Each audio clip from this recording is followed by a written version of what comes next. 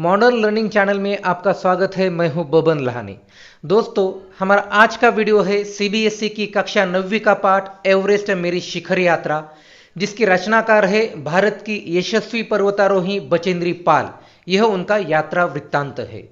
दोस्तों, इस पाठ के द्वारा हम जिज्ञासु प्रवृत्ति का विकास करेंगे, पर्यटन के लिए प्रोत्साहित होंगे, यात्रा वृत्तांत विधा से हम परिचित होंगे, सकारात्मक दृष्टिकोण का विकास करेंगे और दिए गए प्रश्न को हम हल कर सकेंगे। आइए हम बचेंद्री पाल के बारे में जानकारी प्राप्त करते हैं।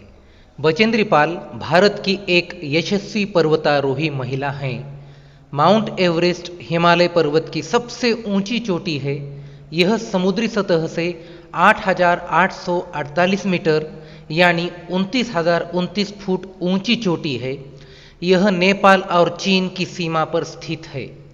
माउंट एवरेस्ट चोटी को नेपाल में सागरमाथा यानी कि स्वर्ग का शीर्ष कहते हैं। तिब्बत में इसे चोमुलुंगमा यानी कि पर्वतों की रानी कहते हैं। संस्कृत भाषा में इसे देवगिरी कहते हैं। सर्वप्रथम सर एडमंड हिलरी और शेरपा तेंजिंग ने 29 मई 1953 को एवरेस्ट की चोटी पर झंडा लहरा दिया था। जहाजों को जो डुबा दे उसे तूफान कहते हैं। जहाजों को जो डुबा दे उसे तूफान कहते हैं। तूफानों से जो टक्कर ले उसे इंसान कहते हैं। उसे इंसान कहते हैं। अब हम पाठ का सारांश देखते हैं। पाठ का सारांश इस तरह से है।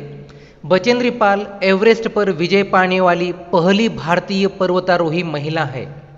इस पाठ में बचेंद्री ने एवरेस्ट शिखर पर पहुंचते हुए अपनी लगन, कड़ी मेहनत एवं अपने बुलंद हौसलों को उजागर किया है। उसे बचपन से ही पहाड़ों पर चढ़ने का शौक था।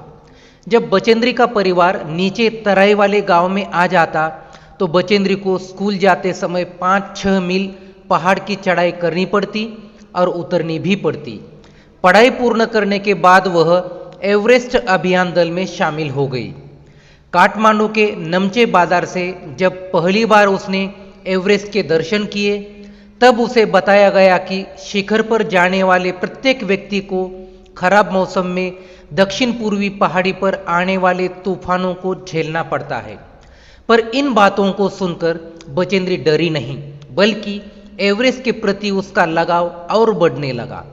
आने वाली कठिनाइयों का सामना करना उसके बाएं हाथ का खेल था।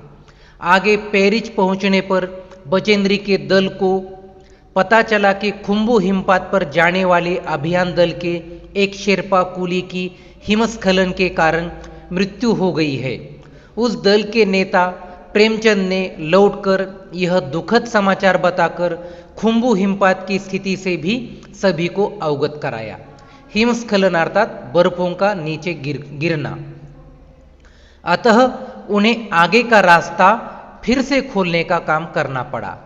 बेस कैंप पहुंचने से पहले उन्हें जलवायु अनुकूल न होने के कारण एक और मृत्यु की खबर मिली। पर्वतारोहियों को सबसे बड़ा खतरा ग्लेशियर के बहने से अक्सर बर्फ में होने वाली हलचल का ही था।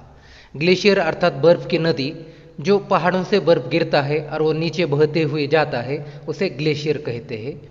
जिसके कारण बड़ी बड़ी चट्टानें तुरंत गिर जाया करती थीं। अचानक वहां की धरातल पर दरारें पड़ जाती थीं और हिमपात का होना यह तो हमेशा की बात थी। मार्ग पर चलते समय एल्यूमिनियम की सीढ़ियों से अस्थायी पुलों का निर्माण करने का प्रशिक्षण बचेंद्री को प्राप्त हुआ था। अस्थायी अर्थात टेम्पररी और स्थायी का मतलब होता है परमानेंट। वह रीता गोम्बू के साथ आगे बढ़ रही थी। 15 मई 1984 को बुद्ध पूर्णिमा के दिन वह कैंप 3 में पहुंच गई। उसी रात एक हादसा हुआ, पर सौभाग्य से किसी की भी मृत्यु नहीं हुई। रात के 12:30 बजे एक लंबा बर्फ का पिंड अर्थात टुकड़ा ग्लेशियर से टूटकर नीचे आ गिरा और उसने बचेंद्र के कैंप को तहस नहस कर दिया अर्थात नष्ट कर दिया। बचेंद्री बर्फ की कब्र में नीचे दब गई।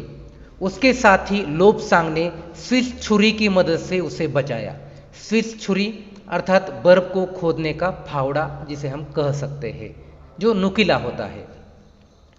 दूसरे दिन वे सब सुबह को ही कैंप 2 में फिर से लौट आए।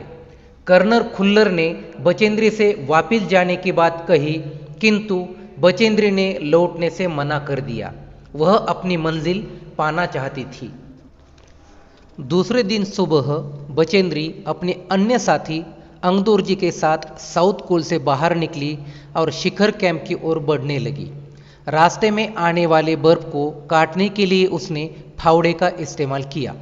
2 घंटे की अवधि में वे दोनों शिखर कैंप पर पहुंच गए। उनके पीछे से आने वाला लाटू पर्वतारोही नायलॉन की रस्सी लेकर आया था। अंगदोर्जी और बचेंद्री उसी रस्सी के सहारे चढ़े। उस दक्षिणी शिखर के ऊपर हवा की गति बढ़ रही थी। अब उन्हें थोड़ा ही चढ़ना था, फिर सफलता उनके कदम चूमने वाली थी। बचेंद्री धैर्य के साथ आगे बढ़ी और आखिर दोपहर के 1:07 पर वह एवरेस्ट की चोटी पर खड़ी थी। वह दिन था 23 मई 1984 का। चोटी पर पहुंचने के बाद बचेंद्री अपने घुटनों के बल बैठी। उसने अपने माथे को बर्फ से लगाकर सागर माथे के ताज का चुंबन लिया। अपने थैले से दुर्गा माँ का चित्र और हनुमान चालीसा निकालकर उन्हें लाल कपड़े में लपेटा। पश्चात छोटी सी पूजा अर्चना की और उन्हें बर्फ में दबा दिया। आनंद के इस क्षण उसने अपने माता पिता को याद किया। इस पाठ के माध्यम से बचेंद्री ने हमें संदेश दिया है कि हमें अपनी मंजिल पाने के लिए कड़ी मेहनत करनी पड़ती है। जब तक हमें सफलता नहीं मिलती है तब तक हमें स्वस्थ नहीं बैठना चाहिए। निरंतर प्रयास करके ही हम अपने मनचाहे लक्ष्य को पा सकते हैं। ठीक ही कहा है किसी ने, मंजिलें उन्हीं को मिलती हैं जिनके सपनों में जान होती है। मंजिलें उन्हीं को मिलती है जिनके सपनों में जान होती है। पंख से कुछ नहीं होता, हौसलों से उड़ान होती है, हौसलों से उड़ान होती है।